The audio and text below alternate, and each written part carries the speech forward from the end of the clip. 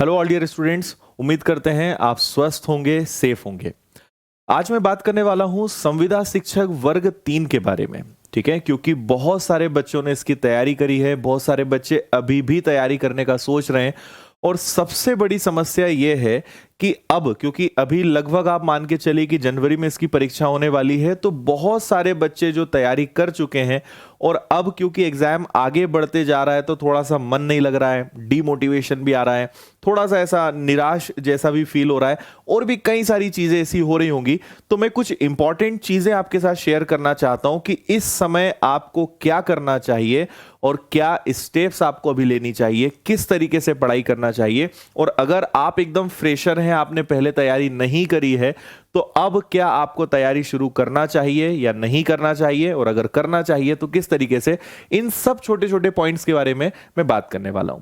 सबसे पहले हम बात करते हैं, हमारे सामने दो प्रकार के लोग हैं मोटे मोटे तौर पर अगर देखा जाए तो। कुछ लोगों ने कहीं से ऑफलाइन कोचिंग की होगी, कुछ लोगों ने ऑनलाइन कोर्स ज्वाइन किया होगा, जैसे हमने खुद ने ऑनलाइन क्लासेस बहुत सारे स्टूडेंट्स को ऑनलाइन क्लासेस में पढ़ाया। और कोविड के कारण लॉकडाउन हो गया, आपकी क्लासेस रुक गई, फिर उसके बाद वापस से हमने क्लासेस स्टार्ट करी, वापस से सारी चीजें आपको कराई और एक सेटिस्फैक्ट्री लेवल तक सारी चीजें पूरी अच्छे से कवर कराने की कोशिश करी। ठीक है, लेकिन अब हमारे सामने टास्क ये है कि हमने सिलेबस पूरा कर लिया, सारे टॉपिक्स हमने पढ़ लिए, सारी चीजें हमने कर ली, लेकिन अभी भी एग्जाम में समय है और अभी भी कहीं ना कहीं ऐसा लग रहा है कि अभी क्या और तैयारी करने की जरूरत है, क्या और कुछ सुधार करने की जरूरत है। इन सभी पॉइंट्स के बारे में मैं आपको कुछ चीज बताना चाहता हूं। देखिए, अगर आपने सारे सब्जेक्ट्स पढ़ लिए हैं, ठीक है, तो आपको सबसे पहले जरूरत यहां पर पड़ती है वो है रिवीजन की। ठीक है, अब यहां दो चीजें हो सकती हैं। अगर आप एक बार कंप्लीट रिवीजन कर सकते हैं तो वो बहुत ही अच्छी बात है, लेकिन अगर आप कंप्लीट रिवीजन नहीं कर सकते या नहीं करना चाहते हैं तो भी कोई दिक्कत नहीं है। आप रिवीजन उन टॉपिक्स पे कीजिए जिसमें आपको लगता है कि मेरे इन टॉपिक्स में कम मार्क्स आ रहे हैं, या इस टॉपिक में मुझे डाउट है, या इस टॉपिक के कंसेप्ट ज्यादा अच्छे से क्लियर नहीं हुए हैं। अब सवाल ये उठता है कि ये कैसे पता चलेगा कि कौन से टॉपिक को हमें रिवाइज करना है, कौन से टॉपिक में मुझे दिक्कत जा रही है। तो इसका जवाब है टेस्ट सीरीज। ठीक है, हमने आपको ऑनलाइन टेस्ट सीरीज प्रोवाइड करी थी, आपने कहीं से भी अगर टेस्ट लगाए हैं, तो अब सबसे इंपॉर्टेंट चीज अगर आपके लिए है तो वो है टेस्ट सीरीज। ठीक है, आप टेस्ट लगाइए, टेस्ट लगाएंगे तो आपको पता चलेगा कि आपके मैथ्स में कितने मार्क्स आ रहे हैं, इंग्लिश में कितने आ रहे हैं, या जो भी सब्जेक्ट्स आपके हैं उनमें कितने मार्क्स आ रहे हैं और कितने एक्चुअल में आने चाहिए। अगर आप अपने मार्क्स से सेटिस्फाइड हैं तो कोई दिक्कत ही नहीं है, बट मुझे नहीं लगता है कि आप अगर 2 नंबर भी आपके कट रहे हैं तो आपको संतुष्ट नहीं होना चाहिए। तो अब आपको यह सोचना है कि आपके मार्क्स कम क्यों आ रहे हैं और किस सब्जेक्ट के किस टॉपिक में आ रहे हैं, उस पर आपको काम करना है। देखिए, मेरा एक छोटा सा पॉइंट है यहां पर कि हमने ऑलरेडी बहुत सारा समय इस परीक्षा की तैयारी में दिया, हमने पैसा लगाया, हमने समय लगाया, हमने बहुत सारी चीजों को मैनेज करके इसकी कैसे भी करके तैयारी करी। अब यहां दो चीजें हो सकती हैं, या तो आप पूरी मेहनत पे पानी फेर सकते हो, या इस मेहनत से आप एक अपनी नया सक्सेस, पूरा एक नया सफलता का आयाम खड़ा कर सकते हैं। और यह तभी संभव है जब आप यहां न थके न रुके। कई सारे बच्चे जो हैं, या तो वो अब सीधा ये सोच रहे होंगे कि अब जब एग्जाम होगा तब अब देखा जाएगा, एग्जाम के एक आध हफ्ते पहले पढ़ लेंगे। मैं आपको बता रहा हूं कि अगर आपके अंदर ये चीज आ चुकी है तो आपका सिलेक्शन नहीं होने वाला, आपका पेपर अच्छा नहीं जाएगा। अगर आप एग्जाम के पहले पढ़ेंगे तो आपको, अगर सीरियसली एग्जाम में अच्छा परफॉर्म करना है तो अपनी पढ़ाई बंद मत कीजिए। ठीक है, बहुत सारे बच्चे कोविड के कारण और फिर जो पढ़ाई में ब्रेक हो गया, फिर पढ़ाई शुरू हो गई, फिर बंद हो गई। मैं आपको बता रहा हूं कि आपके लिए बहुत अच्छी अपॉर्चुनिटी हो सकती है, क्योंकि बहुत सारे लोगों ने पढ़ाई या तो बंद कर दी है या अब वो सीधा एग्जाम देने जाएंगे। जिन्होंने पढ़ाई बंद कर दी है या जो अब सीधा एग्जाम देने जाएंगे, इनका पेपर अच्छा नहीं जाने वाला है। पेपर उसी का अच्छा जाएगा जो अभी तक ना रुका होगा, ना पेपर तक रुकने वाला होगा। आप कम समय निकालिए। अगर आपके पास प्रॉब्लम है, आपके पास समय की दिक्कत है, आप थोड़ा सा समय कम हो जाएगा वो चलेगा। आप नहीं 5-6 घंटे पढ़ सकते हो तो 3 घंटे तो पढ़ सकते हो, 2 घंटे तो पढ़ सकते हो, लेकिन सबसे इंपॉर्टेंट चीज क्या है? पढ़ते रहना। आपके आसपास अगर वही माहौल होगा तो आप पेपर तक बहुत पॉजिटिव रहेंगे, पेपर में आपसे सब चीजें बहुत अच्छे से बनेंगी। और अगर आपने सोचा कि सब मैंने पढ़ लिया है, सब मेरे दिमाग में है, अब मैं सीधा पेपर देने जाऊंगा, तो आप विश्वास कीजिए आपका पेपर अच्छा नहीं जाने वाला है। इसलिए कम समय होगा चलेगा। वो बोलते हैं ना कि आप ठीक है प्लेन से नहीं जा सकते तो आप कार से जाइए, कार से नहीं जा सकते तो बाइक से जाइए, बाइक से नहीं जा सकते तो पैदल जाइए, पैदल नहीं जा सकते तो रेंगते हुए जाइए। पर सबसे इंपॉर्टेंट चीज क्या है? लगातार चलते रहना। और अगर आपने इस लेसन को नहीं सीखा तो ये एग्जाम तो बहुत छोटी सी चीज है, जीवन में आप कभी सफल नहीं हो पाएंगे। इसलिए चलते रहना सबसे इंपॉर्टेंट चीज है कॉम्पिटिटिव एग्जाम्स में। तो इसलिए मैंने आपसे कहा कि आप एक तो टेस्ट लगाइए, है ना, प्रैक्टिस के लिए आपके पास शीट्स हैं, कंप्लीट टेस्ट पेपर्स हैं, उनको लगाइए।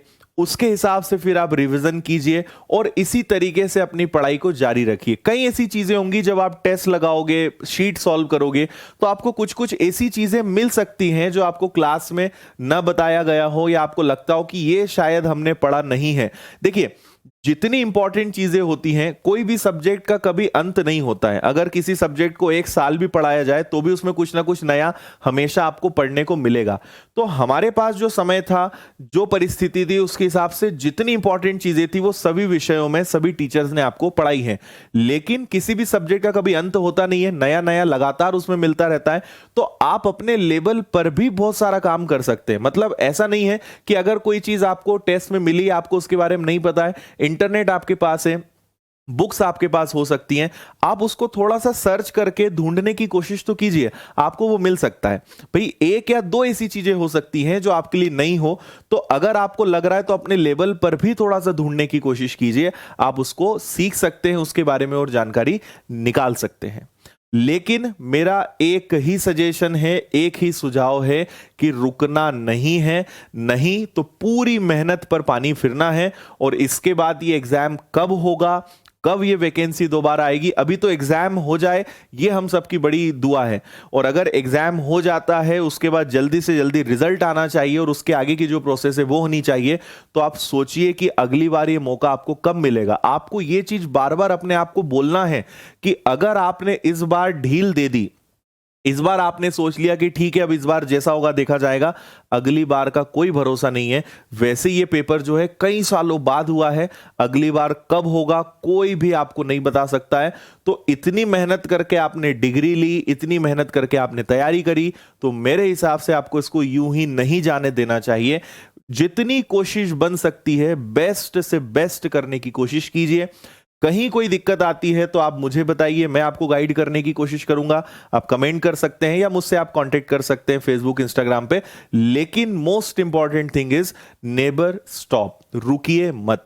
ठीक है, तो ये बात तो उन बच्चों के बारे में हो गई जो पहले से तैयारी करते आए हैं या जो अभी थोड़ा सा उनका विश्वास डगमगा रहा है। लाइन पे रहिए, जैसे आप चल रहे हैं चलते रहिए।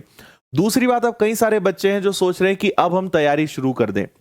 देखिए, नो डाउट आपको पता है कि ये नोटिफिकेशन लास्ट ईयर आया था, पर क्योंकि एग्जाम की डेट आगे बढ़ गई है तो ह्यूमन एक स्वाभाविक सी बात है कि अब हम तैयारी करने के बारे में सोचें। लेकिन आपको एक मैं फैक्ट बता दूं कि यहां दो चीजें हो सकती हैं। आप अगर उतना सारा समय निकाल सकते हैं कि आप डेली 6, 7, 8 घंटे निकाल सकते हैं, तो अभी भी इसकी तैयारी करना संभव है। ऐसा नहीं कि इम्पॉसिबल है, कठिन है, थोड़ा सा मुश्किल काम है, पर इसको संभव आप कर सकते हैं। लेकिन उतना ही ज्यादा समय आपको देना पड़ेगा। तो जो भी रिसोर्सेज आपके पास है, अगर YouTube पे आपको कोई क्लासेस मिल रही हैं, अगर कहीं कोई आपको नोट्स के थ्रू आप पढ़ना चाह रहे हो, बुक्स के थ्रू आप पढ़ना चाह रहे हो, या आप ऑनलाइन कोर्सेज के थ्रू पढ़ना चाह रहे हो, जो भी ऑप्शन आपके पास है, अगर आप सीरियसली सिस्टमेटिक कंप्लीट सिलेबस आपको कहीं मिल रहा है, तो आप अभी भी तैयारी अगर शुरू करेंगे तो आराम से कर सकते हैं। पर फिर मैं बोल रहा हूं कि आपको समय बाकी लोगों से दुगना या 3 गुना निकालना पड़ेगा। अब आप बोलोगे सर हम 1-2 घंटे निकाल सकते हैं, समय भी 1-1.5 महीना बचा है, फिर अभी दिवाली का महीना निकल जाएगा, तो फिर भाई आप तैयारी करने के बारे में मत सोचिए। अगर आप समय भी नहीं निकाल, एक तो आप लेट हो, समय भी नहीं निकालना है, समय भी हमारे पास नहीं है, तो फिर मेरे हिसाब से आप जो फिर हो सकता है वो करिए। बाकी फिर हम बहुत ज्यादा उम्मीद अच्छे पेपर की नहीं कर सकते। लेकिन मेहनत करोगे तो समय अभी भी पर्याप्त है, आप अच्छे से कर सकते हैं। आप हमारा ऑनलाइन कोर्स ले सकते हैं, मैं नहीं बोल रहा हूं आपको, जहां से जैसा मौका मिल रहा है, जहां से आप पढ़ाई कर सकते हैं वहां से कीजिए। या आप जानते हैं कि परीक्षा ऐप पर हमारा संविदा शिक्षक का कंप्लीट कोर्स अवेलेबल है, आप वहां से ले सकते हैं। या ओनली मैथ्स आपको पढ़ना है, वो भी कोर्स आपको वहां पे अवेलेबल हो जाएगा। सारे डिजिटल बोर्ड की क्लासेस हैं, सब कुछ आपको वहां पे मिल जाएंगी। तो ये कुछ चीजें मैं आपके साथ शेयर करना चाहता था। उम्मीद है कि ये चीजें आपके लिए काम आएंगी। आप मुझसे और क्या गाइडेंस चाहते हैं, आपको क्या लगता है किन चीजों पे आपको मेरी मदद की जरूरत है, आप मुझे जरूर बताइए, कमेंट कीजिए या मुझे आप अपना मैसेज मुझ तक आप पहुंचाइए। आगे मैं वो वीडियोस लेकर आऊंगा और आपको उस बारे में गाइड करूंगा। और अगर आप अभी भी संविदा शिक्षक वर्ग 3 का फ्रेशर जो बच्चे हैं, जो तैयारी करना चाहते हैं, तो आप परीक्षा ऐप पर जाकर विनर्स 50 कोड यूज कर सकते हैं और 50% डिस्काउंट में आपको कंप्लीट कोर्स मिल जाएगा। सारे रिकॉर्डेड लेक्चर्स मिलेंगे, आप अपने समय के हिसाब से जितने घंटे निकाल सकते हैं निकालिए, और पढ़ाई आप अभी भी कर सकते हैं। सारी फैसिलिटीज आपको उसमें मिल जाएगी। तो बस मुझे इतना ही आपके साथ शेयर करना था। उम्मीद है ये आपके लिए हेल्पफुल रहेगा। Thank you, bye, have a nice day, all the best.